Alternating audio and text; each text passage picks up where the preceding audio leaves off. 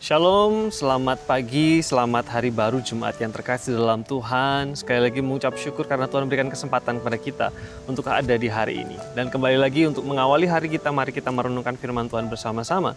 Dan masih melanjutkan renungan kita sebelumnya, yaitu menghidupi kehidupan yang bermakna. Pagi hari ini firman Tuhan yang ingin saya ceritakan, saya ajak jemaat Tuhan renungkan, yang kita mau pikirkan bersama-sama adalah Mazmur pasal 92 ayat 13 sampai dengan yang ke-15. Tapi izinkan saya mengajak jemaat Tuhan pertama-tama coba lihat sekeliling di tempat di mana Bapak Ibu dan Saudara semua ada. Perhatikan barang-barang di sekitar Bapak Ibu. Lihat benda-benda yang ada di sekitar Bapak Ibu. Lihat apa yang ada di ruangan Bapak Ibu.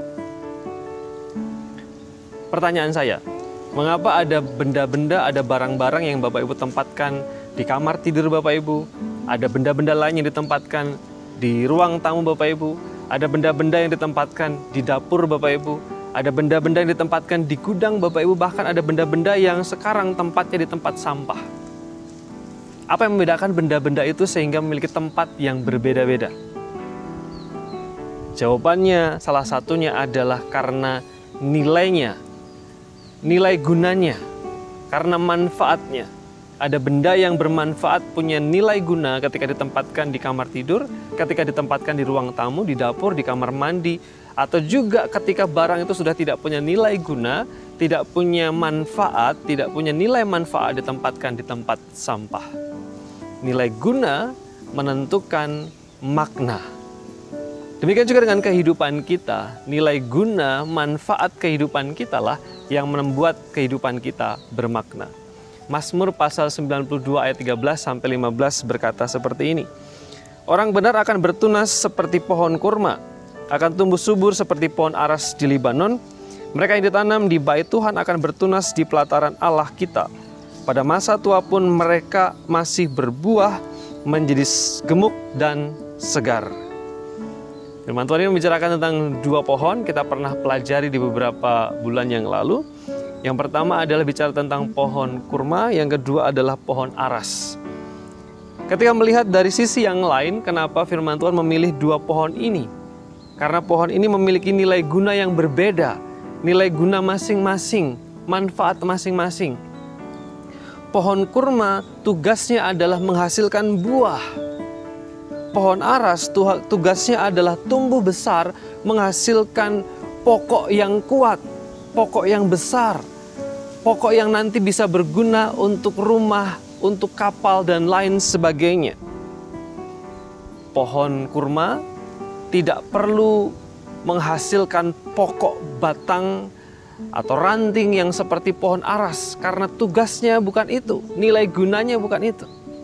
Demikian juga sebaliknya, kalau bicara tentang pohon aras tidak perlu berbuah buah kurma, karena tugas pokoknya, nilai gunanya, manfaatnya, desain Tuhan bukan untuk menghasilkan buah, tetapi untuk menghasilkan pohon atau pokok atau batang yang kuat dan besar dan tinggi. Untuk menjadi bermakna, berdaya guna, tidak perlu menjadi orang lain. Jalani kehidupan kita masing-masing, lalu kemudian ingat dan renungkan baik-baik, kira-kira Tuhan mau kita mengerjakan apa dengan kehidupan kita sendiri. Menjadi diri kita sendiri dengan cara kita sendiri, menghidupi panggilan kita sendiri untuk mewujudkan nilai guna dan daya guna kehidupan kita masing-masing. Saya dan kami, para pendeta, nilai guna kami berguna ketika kami berkhotbah, menguatkan, mendoakan, melayani Tuhan, melayani jemaat Tuhan. Aparat sipil negara bernilai guna ketika mengerjakan tugas-tugas sesuai dengan tupoksinya, menjadi alat negara untuk melayani dan mengabdi kepada masyarakat. Anggota TNI memiliki nilai guna untuk menjaga kedaulatan negara kita. Ayah menjadi nilai guna ketika dia menjadi panutan, figur yang kuat yang bisa diteladani. Ibu memiliki nilai guna ketika dia menolong suami, membesarkan anak-anak, mengayomi anak-anak. Mahasiswa memiliki nilai guna ketika menjadi mahasiswa yang terpelajar, terdidik, dan bertanggung jawab.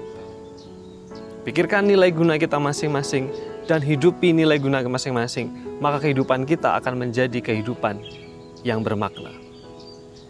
Amin. Kita berdoa. Terima kasih, mengucap syukur karena Tuhan baik. Pagi hari ini kami diizinkan untuk memikirkan firman Tuhan, merenungkan firman Tuhan. Biarlah firman Tuhan menjadi kekuatan, nasihat, ajaran dalam kehidupan kami. Berkati jemaat Tuhan dalam aktivitas di sepanjang hari ini. Biarlah anugerah dan kemurahan Tuhan bersama-sama dengan jemaat Tuhan. Dalam nama Yesus kami bersyukur dan berdoa. Amin.